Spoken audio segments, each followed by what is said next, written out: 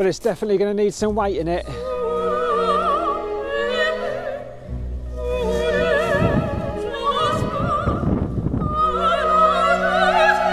The difference between the small Rumpotek and the big Rumpotek. BP Pulse Charge Master chargers. So that's coming out. I have a lot to do today. Loads on this week, need to get organised. Loving my new bag. Been together for a long, long time. Time goes by so fast. Maybe it ain't been long enough. We'll have a run through this later.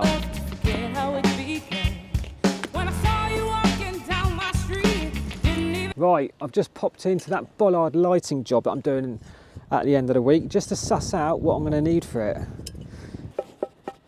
We've got a steel plate there, so I need to find a way of fixing to that. I've got an idea.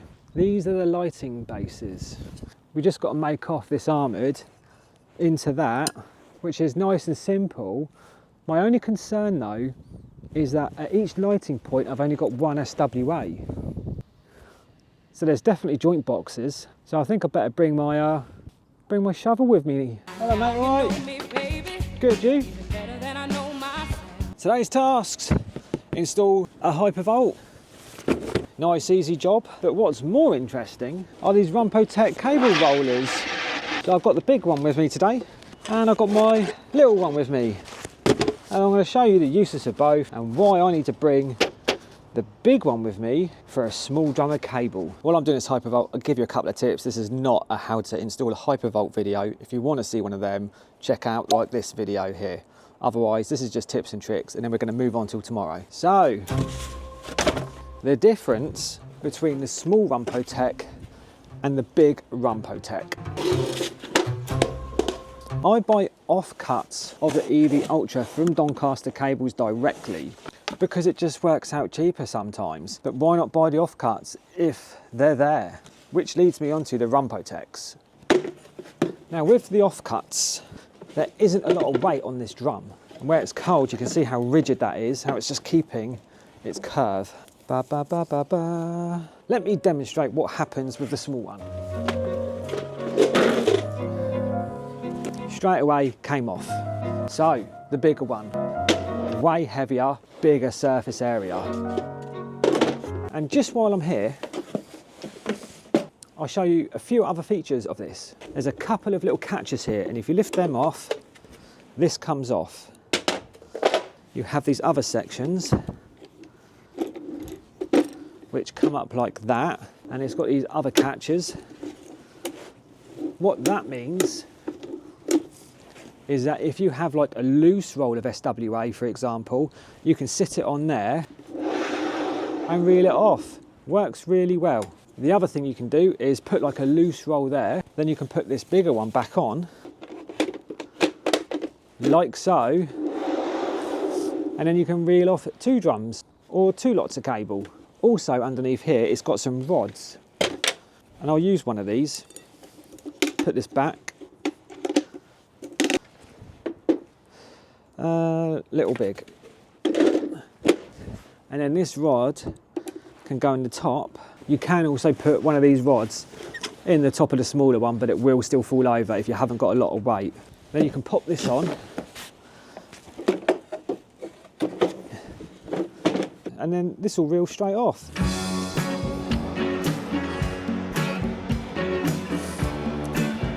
See the difference?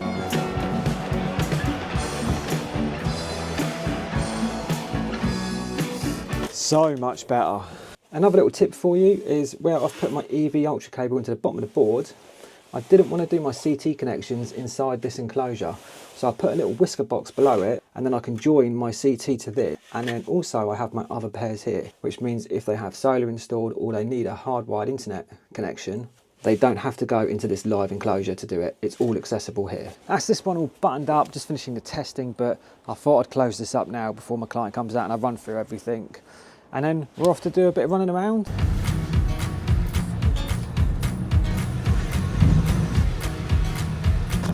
Can you guess where I'm working today?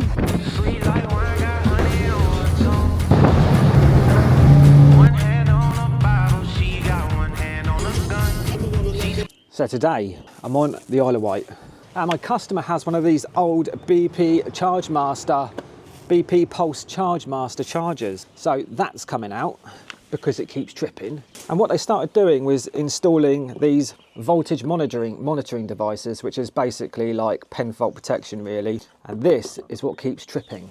And then inside it comes through the wall there. I'm going to try and do something to make this neater. And it's on a Type AC 32 amp RCBO, so we'll be swapping that out for a bi-directional one and installing some surge protection. I'll make a short video on this full install so you can see it in 60 seconds. Link will be in the description below for that. And I'll just show you some tips and stuff as I go along, or if I find anything interesting. Inside this outdoor consumer unit, it's as dry as a bone. I can see no signs of burning or anything like that. No silicone or IP rated washers have been used either. It's in quite a sheltered area, but it's good to see that after 4 years, nothing has happened to this enclosure. It is a Proteus enclosure, but the parts inside are that chint. So that looks okay. Just a little bit of brick dust on it, but I've had to drill a bigger hole in there to allow for my Cat 5 as well as my EV Ultra. But with these D-line clips, if you need to run a Cat 5 as well, which I do to the meter for the CT, the Cat 5 just tucks away and hides behind it, lovely.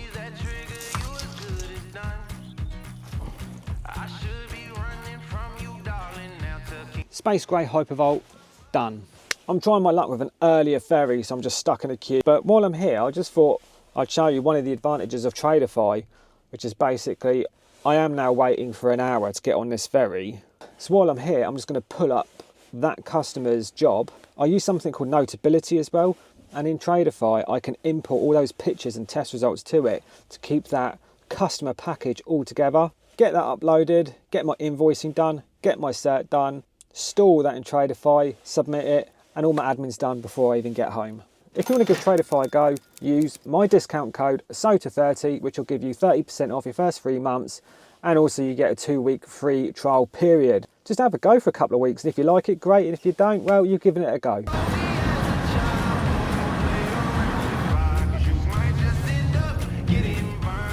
Of course it's raining today, as it would be when you're doing outdoor lighting, but I have a plan. The van canopy, this is my tool of the year. If you haven't seen that video, check this one out. Dead easy to set up. This is going to be a problem with that camera falling over. It needs some weight. Ooh. It has 4 of these straps, and you just chuck them over each side of the van doors. But you need to lock your doors out.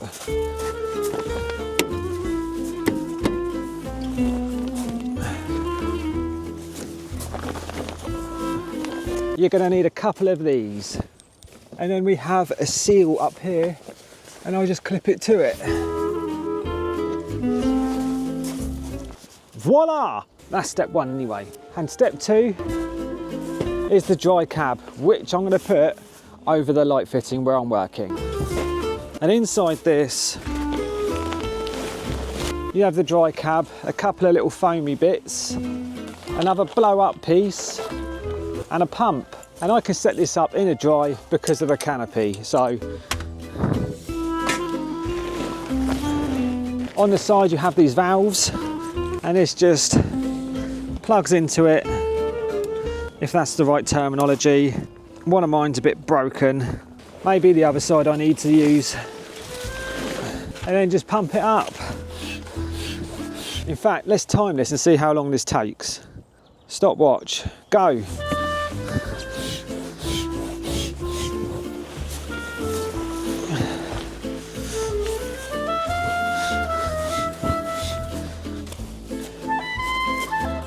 One minute 18 to inflate the main section, and I'm a little bit out of breath. This may blow away today, but this is real life testing of products. Next we have a support piece.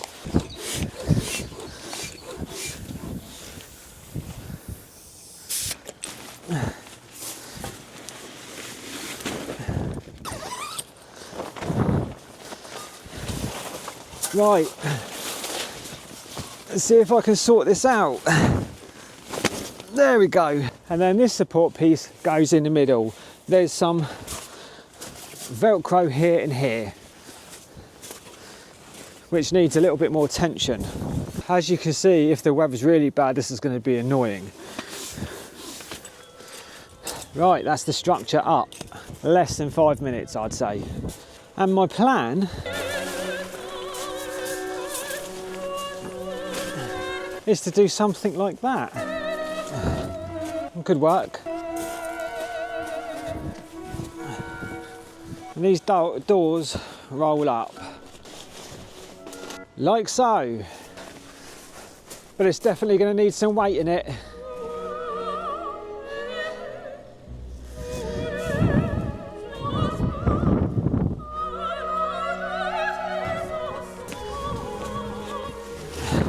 It doesn't help I'm on a slope.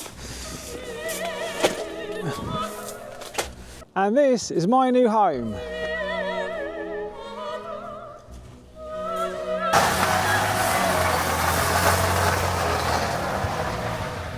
I've turned the van round. The rain's blowing this way. And this makes more sense because on my hill, the rain will run off rather than collecting on the top. Hopefully. This is my home.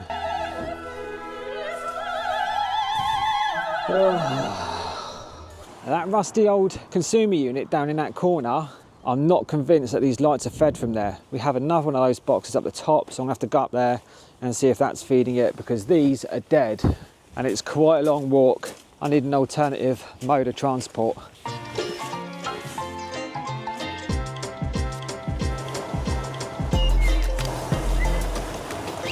So this is the other box. Camera, gate, socket. Brilliant. I've just found another consumer unit from the previous electrician. Thank you for this. Number 6, bidden lighting. That's that end. 1, 2, 3, 4, 5, 6, and that's off. So I'm gonna bang it on and see if we've got some juicy juice. So we've got no juice there, but then I don't know where it switched from either. So I'm gonna trace that cable and see if there's like a PIR photo cell or anything else. It's absolutely awful. I might have to call this off soon. But what I've done is I've gone to all the lighting points, stripped them back and put Wagos on them. But I found a bollard that my customers forgot to disconnect. I've tried mega and through already and it's hard down, but it's absolutely soaking now. Can't really work in this. So there, don't know if you can see that bollard. I'm not mucking about with this today.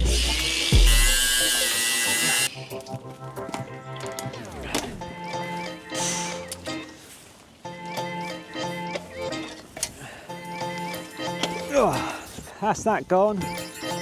We have a couple of cables in this one.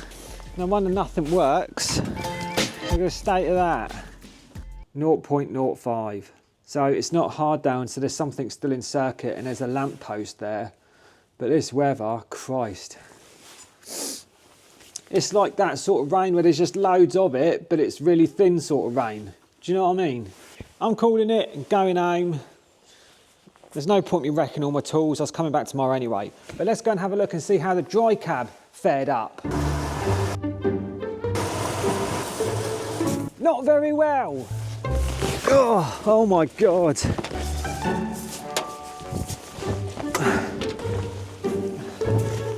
And that's why you've got to lock your doors out. Oh.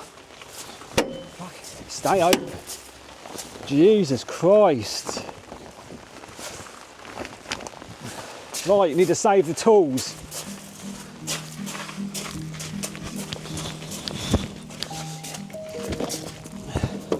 Oh, deadlocks. Oh.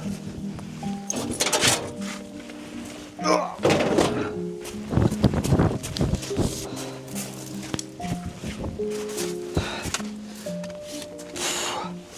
Save the camera, and now hopefully you can see why this canopy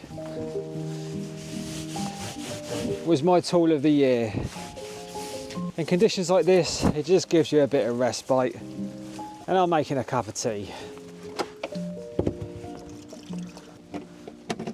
I'm going to do something a little bit special with this area, which you'll see in next week's video. So keep an eye out for that. You're going to love it.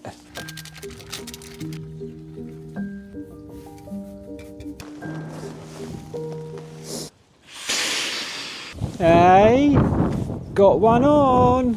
I've done quite a bit this morning and I just haven't brought you with me. I just need to get stuff done. So what I discovered with these lighting, I don't know where it's originally switched from, but I'm wasting too much time trying to find that out, to be honest. So what I'm doing is I took out the cables that go to I don't know where, connected them all up, just banged the breaker on, got juice at each of my points. So brilliant. So rather than waste time, I'm just going to put in a new DIN rail mounted 24-hour timer, which I've got on order. So I'll come back next week and do that. So today I'm just going to get as many lights as I can fitted. Take it from there. We are slowly making progress here. It's been a bit of a journey and it's taken me ages to do that first one because I'm just trying to find the best way of doing it. In the bottom of the fittings, there's like no room to put the cables. I'll show you. I'll have my cup of tea, I'll show you.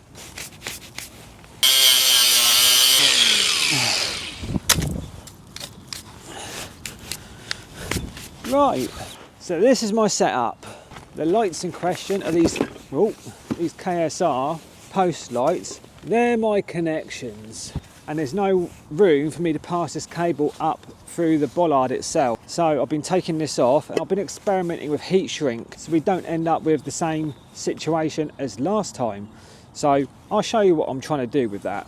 But I'll show you the 600 quickly and what I'm using and what I'm doing with it. This is the 2.0 Rogue XL.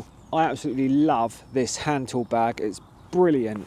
Now what I like about this is if you're doing jobs like this and you just need loads of stuff out, if you open up the main compartment, this comes down and then in here I've got like my hacksaw for the SWA, I've got a selection of tools, and then in the compartment in the back I've got my heat gun, my combi drill and my impact driver. So you can really keep a lot of gear in one sort of place with you. I love it. And this is why I love outdoor work, because I've got everything here. I've got the back of the van, I've got the battery in there. I'm charging my Makita batteries as I go. I can have a cup of tea. I'm going to spend the next couple of weeks really getting to grips with this. This is my primary tool bag and it's going to stay that way for the sort of jobs that I do. I don't need to be carrying this and wheeling this all around people's houses and all over the place.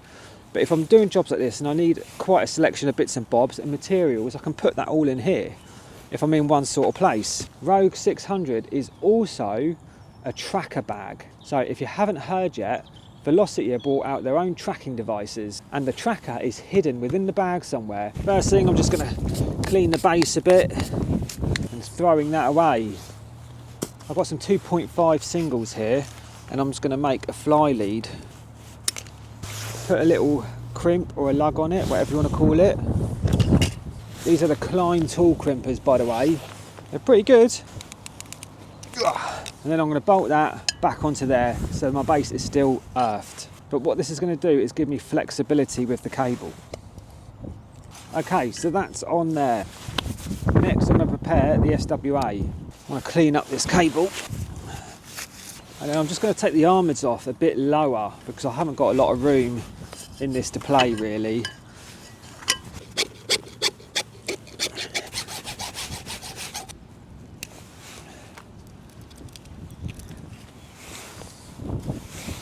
Now at the moment, the way that these have been previously done, the armouds are not earthed. So what I'm going to do is use something called a roll spring. I call it a roll spring, but it's like a constant force spring. And if you unwrap it, it just sort of goes tight again. Used to use these a lot in cable jointing.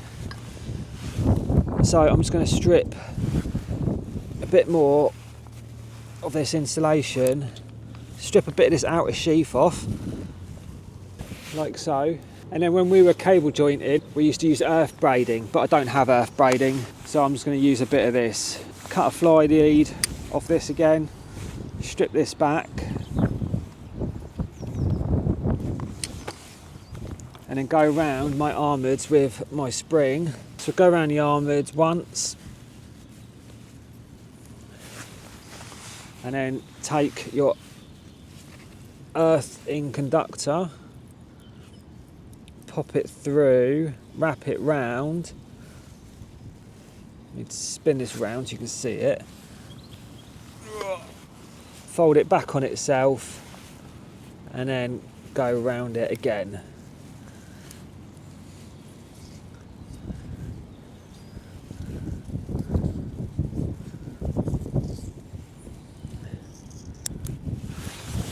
And then just get some insulation tape and tape it up.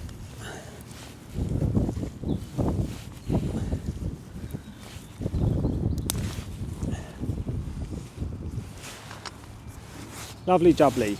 Next I'm just going to strip this further down to about there, I reckon.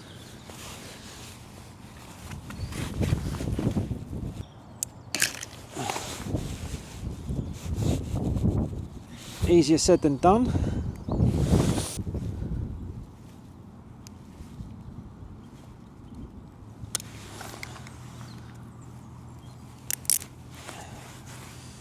Brittle, very brittle.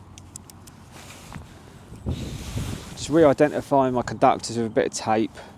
I don't have any heat shrink small enough for that, or any sleeving big enough with me today. And then cut these down a little bit. Strip them back, match that length. Strip that one back. And that is ready to go. Now I just need to put this together. Got to be uber careful with this because it's glass, not plastic. So I'm just inverting that and laying it back down in the box, just so I can get to my cable, which then needs to be fed down these. And then through that little hole there. And then lay it down. Next I'm just going to prepare some heat shrink that I want to put over the top. So I'm going to cut it down just a bit. In fact, I'll cut these down and then slide this over the top. I'm just trying to find a way of adding some protection.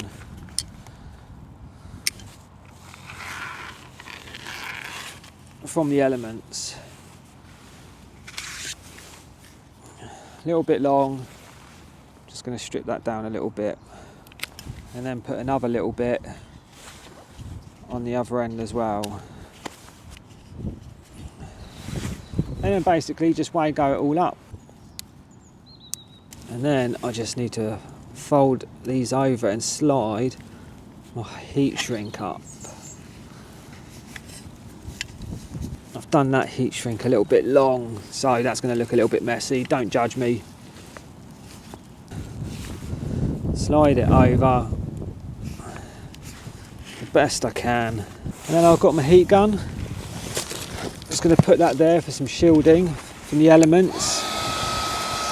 It's not a perfect size heat shrink for this, but I've been here at Cities, I've been here at Rexall's, I tried to judge it the best I could, but it is going to give it an element of protection. And when I was cable jointing, they always told me to start in the middle and work your way to both ends. That way you minimalise, or you shouldn't have any bubbles. But I will in this because the heat shrink's a little bit baggy.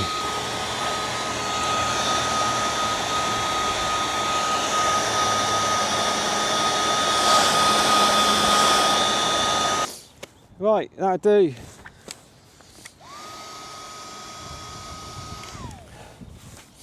That'll do. So at least my connections are covered, and it's better than just a bit of tape. So now all I've got to do is fix it. Pop a lamp in it. Starting to rain. And then I'm just going to go and turn it on, and we'll do a functional check. Step by step, walked 100 miles, and I still ain't sure. While I'm driving backwards, and when I need to concentrate properly, I am going to give a big shout out and a thank you to everyone who's bought me a coffee the following week. Thank you, Ewan Evans, Roger Loxton Gear, and Nathan Osborne. Absolute legends, thank you so much. Really appreciate it. Can you hear me? Tell me, can you hear me? I've been calling out for help, still don't see nobody near me. I'm down it, almost Sunday. Happy with that. So deep in the valley. I'm going to sit here in my tent and have my lunch while it's raining, and then I'll be back here at some point next week to finish off and get the timer set up, so I'll run you through all that. In the meantime, if you found anything useful in this video, do me a massive favour and subscribe to my channel. I'd really would appreciate it. Thank you so much. See you next week. And while I'm here, first of all, underneath, there's nothing there, done that wrong.